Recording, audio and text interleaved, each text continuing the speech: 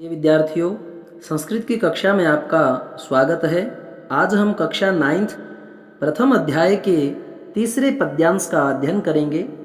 ललित पल्लवे पादपे पुष्प पुंजे मलय मारुतो चुंबिते मंजु कुंजे स्वनंतिम ततिम प्रेक्ष्य मलिनाम अलिना।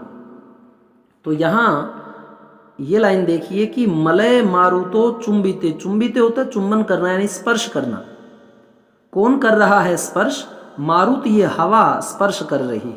और इस हवा की विशेषता क्या है? मलय, यह मलय पर्वत से आने वाली चंदन के वृक्षों से सुगंधित हुई हवा है। और इसने क्या किया? चुंबित, स्पर्श किया किनका? मंजू, सुंदर कुंजे स्थानों का। कैसे स्थान है वो? कुंज, झाड़ियों से घिरे हुए, वृक्षों की सघनता से व्याप्त ऐसे स्थानों को कुंज कहा जाता है। तो आप समझ गए कि सुंदर स्थान है। कैसे हैं? कि चंदन के वृक्षों से स्पर्श किए गए, चुंबित, स्पर्श किए गए ऐसे सुंदर स्थान है। मैं अभी चित्र के माध्यम से समझाने का प्रयत्न करूंगा। तो यह देखिए मलय और मारुत। मारुत होता है हवा, इसलिए भगवान हनुमान को मारुति नंदन कहा गया है, यानी हवा का दुलारा। मारुति नंदन, हवा का दुलारा, हवा का पुत्र। मारुत हवा, और यह हवा ऐसी वैसी नहीं है। यह मलय, मलय नाम का एक पर्वत है और उस पर जो है चंदन के वृक्ष लगे हैं। और वहां से उन चंदन के वृक्षों का स्पर्श करके जो हवा आती है उसका नाम पूर्णतः मलय कहा गया है।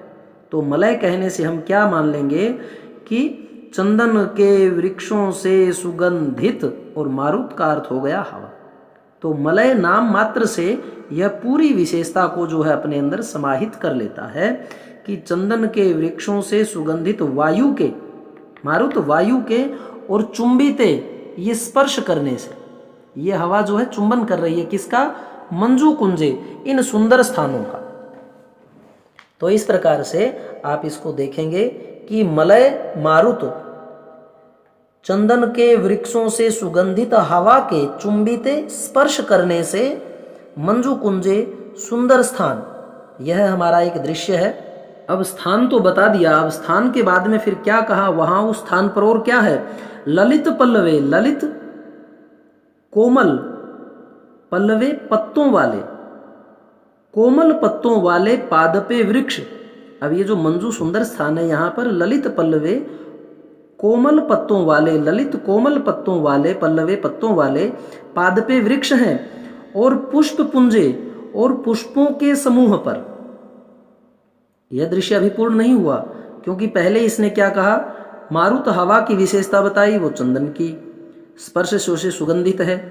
फिर उस हवा ने क्या किया? चुंबन, स्पर्श किया किनका?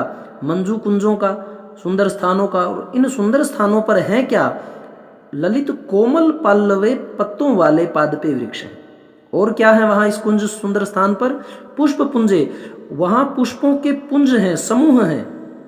अब ऐसे पुष्पों के पुंजों पर, समूहों पर, और कोमल पत्तों वाले वृक्षों पर फिर कुछ और भी है। वह क्या है? मलिनाम अलिनाम।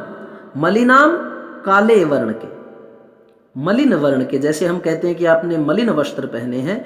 मलिनाम काले वर्ण के, अलिनाम भ्रमरों के, स्वनंतिम ध्वनि करती हुई ततिम पंक्ति को, यह है ततिम। यहां से देखिए ततिम, स्वनंतिम, यहां तक का वर्ड आ गया, इसका अर्थ है ध्वनि करती हुई। स्वनंतिम ध्वनि करती हुई ततिम पंक्ति को प्रेक्ष्य देख करके, और फिर से माता से क्या प्रार्थना की गई है कि हे माता, आप नवीन वीणा का वादन कर दीजिए। जो हमारा दूसरा दृश्य है उस पे देखिए, ये है ललित पल्लवे पादपे, ललित कोमल पल्लवे पत्तों वाले वृक्ष। और दूसरा क्या है? ये मान लो आपका है पुष्प। तो पुष्प पुंजे, ये पुष्पों के क्या है? समूह हैं। अब इन दोनों पर क्या है? ये मलिनाम, मैले रंग वाले, काले वर्ण वाले, अलिनाम भंवरों के, और स्वंतिम होता है समूह, स्वंतिम स्वंतिम गुंजार वाले। स्वंतिम क्या है? गुंजार वाले। और इन ततिम पंक्तियों को आलोक्य देख करके, अब आप समझ गए, यह पूरा हमारा जो 2 सीन नहीं कह सकते, है पूरा एक ही सीन। यहाँ से चलता है, यह मलय मारुत है, चंदन वृक्षों के स्पर्श से सुगंधित, हवा के चूमने से सुंदर स्थान, और यहाँ पर ललित पल्लवे पाद पे कोमल पत्तों वाले, सुंदर पत्तों वाले वृक्ष हैं और पुष्पों के समूह हैं। यहाँ पर ये मलिनाम काले वर्ण के अलिनाम भंवरों के स्वंतिम गुंजार करती हुई ततिम इन पंक्तियों को प्रेक्ष्य देख करके, हे माता आप निनादय वादन कर दीजिए। किसका? नवीना नवीन वीणाम वीणा का। तो I hope you understand it better. तो आपको फिर से क्या करना है, संकेत ललित पल्लवे और आलिनाम कर सकते हो या मलिनाम कर सकते हो, और प्रसंग की जगह आप लिखेंगे पूर्ववत कि प्रस्तुत पद्यांश हमारी संस्कृत की पाठ्य पुस्तक शेमुषी प्रथम भाग में संकलित भारतीय वसंत गीति से लिया गया है, जिसके कवि पंडित जानकी वल्लभ शास्त्री हैं। यह उनके काकली नामक गीति संग्रह से विरचित है। व्याख्या में आप इसे पोज करके लिख सकते हैं कि चंदन के पेड़ की सुगंधित वायु के स्पर्श किए हुए सुंदर स्थान पर, कोमल पत्तों वाले वृक्षों, फूलों आदि पर, काले वर्ण वाले भ्रमरों की